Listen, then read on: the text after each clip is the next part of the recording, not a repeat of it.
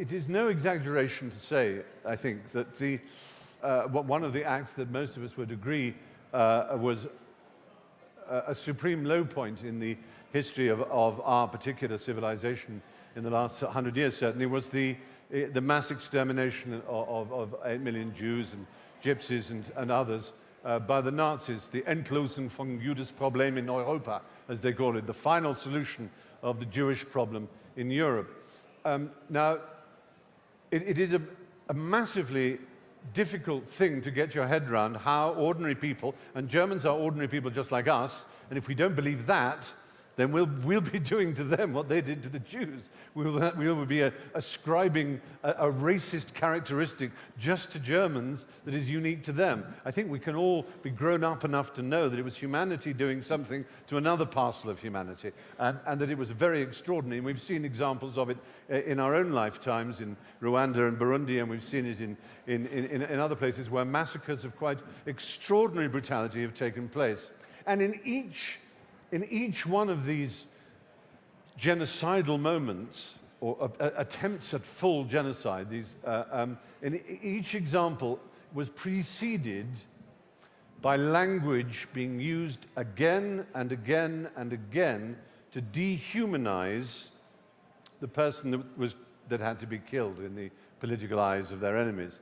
In other words, it began in the 1930s, it in fact began quite early, a little than that, but the Jews were rats, were vermin, were Weiss, were Affenmenschen, ape men, Untermenschen, which is subhuman in German. They were subhuman, they were ape men, they were rats, they were vermin, they were a bacillus, they were a virus, they were anything but a human being. And the same thing happened on the radio as the Hutu and the Tutsi were slaughtering each other. Was again, the word rats was used, vermin, and lice and insects. And if you start to characterize week after week after week after week after week, you start to think of someone you're slightly sullen and disagree, you don't like very much anyway, you're constantly getting the idea that they're not actually human, then it seems it becomes possible to do things to them that are, we would call, completely inhuman, and lacking humanity. Though, oddly enough, we're the only species that does it. It is interesting and important to remember that it is language that not only guarantees our freedom, free exchange of ideas such as this, in which one is allowed to say anything, in which one would hope everybody observes the decencies of debate and of good nature, and is not cruel and unkind and mocking and derisory, unpleasant, vicious, or indeed whipping up violence.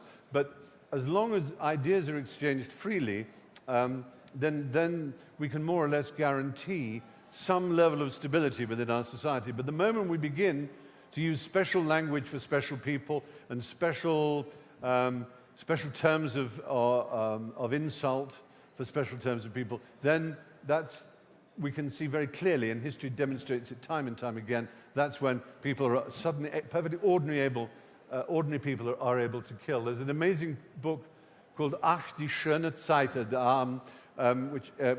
which has recently, I think, been translated under the title Those Were the Days. And it is a quite horrific thing to read because it is so ordinary. It is simply the letters home from the guards and soldiers and SS members and officers of the death camps of Auschwitz and Treblinka, home to their families. And a typical letter might read, "Oh, you would have been so proud of the men. We had an extra special action come in today on the train that we hadn't been warned about. It was a whole 700 extra had to be processed. The men never complained once. They went about their business. I was so proud of the men, especially as it was so hot. Do tell young Klaus that I've seen the results of his history exam, and if he doesn't get a better grade, I shall be very cross with him. Meanwhile, here is a bottle of plum brandy." And you look at that, and you know that that special action, that Sonderaktion, meant 700 people had come in order, men, women, and children had come in to be gassed and killed and burned. And he's writing home to and it's a father writing an affectionate letter to a mother. It's so human that it makes one gasp at how this kind of happened. And language language is at the root of it. And I suppose that's why we have to be careful about our language, or at least it's why we have to be alert to it and we have to think about it.